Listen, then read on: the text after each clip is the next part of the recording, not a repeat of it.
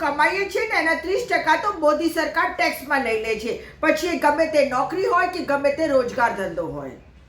એટલાથી પણ મોદી સરકારનું પેટ નથી ભરાતું, તો પછી 5% જીએસટી, 12% જીએસટી કે 18% જીએસટી એના નામથી પણ આપણા ખિસ્સા ખંખેરી લેવામાં આવે છે.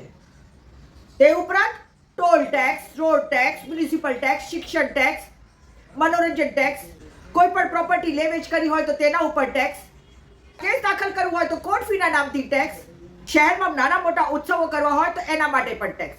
Tax tax tax.